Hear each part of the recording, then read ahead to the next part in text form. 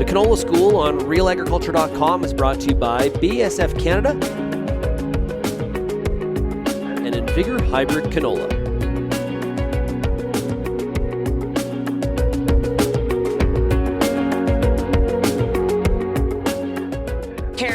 Here with RealAgriculture.com. I'm back here today with another Canola School episode, and I have here with me Héctor Cárcamo, who is a research scientist with Agriculture and Agri-Food Canada. How are you doing today?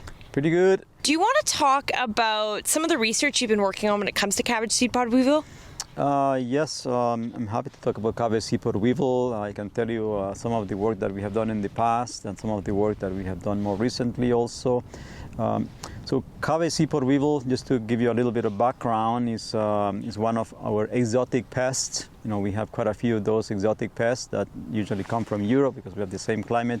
So this insect, we probably have known about it for the last 20-25 years, and it's a very serious pest of canola in our region in southern Alberta, and it's spreading also east, and it has even reached Manitoba in the last few years, and we're more concerned about the damage it could cause in Manitoba because they have a lot of canola there, and this insect likes humidity. So one of the studies that we have been doing in the past for many years is we have been surveying weeds to determine the abundance of this insect, and in particularly we have been paying attention to flaxweed, because the flaxweed seems to be a magnet for these insects that attack canola. Flaxweed is of course in the same family as canola, right, the Brassicaceae plants, and it's a weed that comes very early, and it's probably the first Brassicaceous weed that will have buds, and the cabbage seed pod weevil is attracted to the plants when they start to produce buds. So there's something about the smell that they are attracted to. So this year we have been repeating this weed survey. I've been doing this weed survey for about 24 years now, and not every year, but for the first time I did it for about 10 years, and then every 5 years. And this year has been a very good year to do this because you remember that last year was very dry.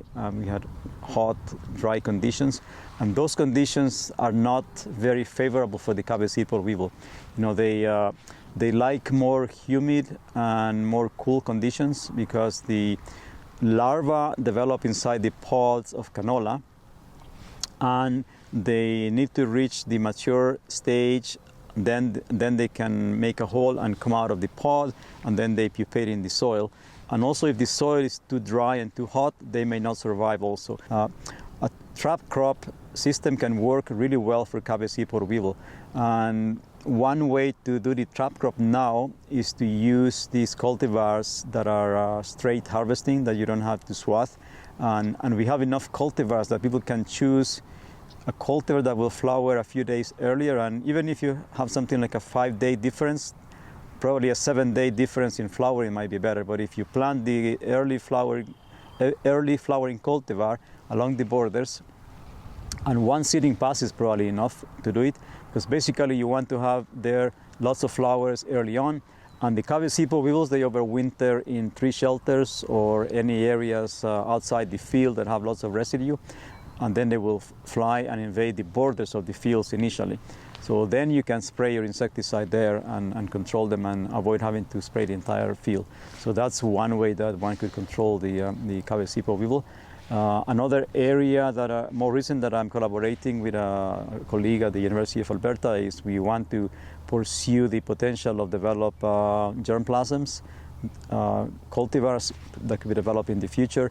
So my colleague is interested in looking at the potential of using yellow mustard genetics and put it into canola, because that might eventually help us to. There is some work already that was done by Lloyd Dostal and other scientists, and they did have some promising material where you could see that the cabbage seed pod weevil was not as bad as far as causing damage on the plant. So that might be an opportunity to develop more cultivars that are resistant to this insect pest. Now talk about timing. When are you going to start to see this cabbage seed pod weevil?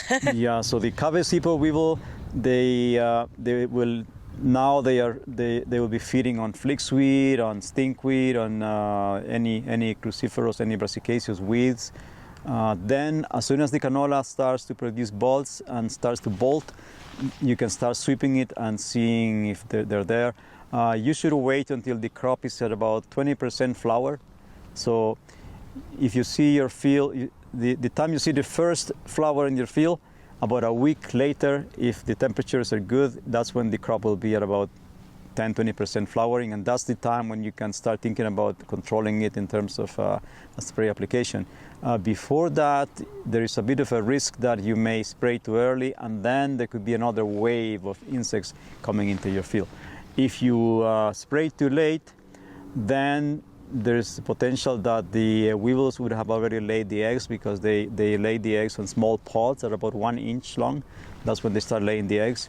So you have to think about the timing correctly, and it's not a good idea to mix the insecticide with a fungicide and spray your canola at the time you'll be spraying for a disease, because by that time the Cabbage weevils, for one thing, they are not as numerous at that time, because they only have a short time to live. They come out of overwintering fairly early on. As soon as the temperature hits over 10-12 degrees, they will come out and start moving around. And by the time the canola is in the middle of flower, there are not that many Cabbage weevils anymore there. And also, they already have laid the eggs in the pods. So you want to time your insecticide application really well, not too early, but not too late. And always remember that there could be bees also in the fields, right? So there are pollinators that, even if they're not that crucial perhaps for canola yield, right? They do have a role in other crops, for example, fava beans, right? If you don't have pollinators, you don't get a yield.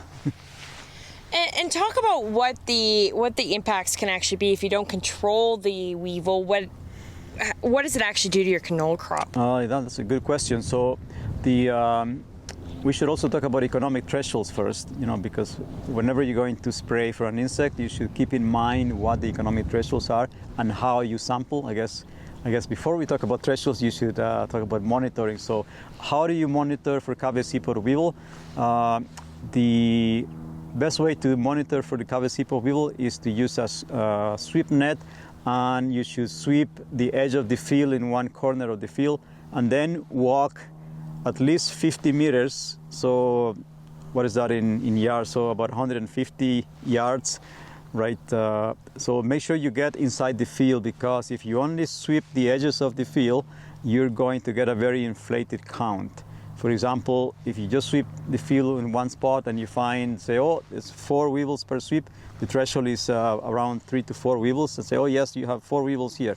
Now, if you move 50 meters into the field, you will find only half as many weevils. And if you keep going farther inside, you may even find fewer weevils. So you should always sweep your field in more than one spot, right? You're going to spend thousands of dollars spraying this field, so might as well make it worth your investment, and don't only sweep one spot and say, yeah, there's enough weevils here to spray the whole field. You should you should sample the opposite corner and repeat the same thing. So you should have at least 4 samples. If you have more, that's even better. For research, we take 16 samples, but I realize people may not take that many samples. But if you could do at least 4 samples, so 1 in the edge, 1 inside the field, and then repeat that as far away as you can, then you get a better idea and you can make a better decision. So now the threshold is about 3 or 4 sweeps, 3 or 4 weevils per sweep. So that's the recommended threshold. If you don't spray for them and say the numbers are around 3 or 4, and say, I'm not going to spray, you can actually determine if you had yield losses from the weevil, because there is a really good relationship between the exit holes that you find on the pods. So the way to do it would be to come just before you harvest. The weevils would have exited the pods. So you take, say, 10 racemes from the plants, take the 10 racemes, and then count the pods and see how many exit holes you have in the pods, and repeat that in a couple spots in the field. And if you have more than 25% of the pods with damage, there is a chance that you lost some yield. If you have less than 25% damage, so only say 20 pods out of 100 with an exit hole, then you would not have lost yield. There's a very good correlation between the level of damage and the yield losses. And how much yield would you lose? We have done some experiments and shown that you can lose around 2 or 3 bushels sometimes. On average, I think the weevils can take about 2 bushels per acre.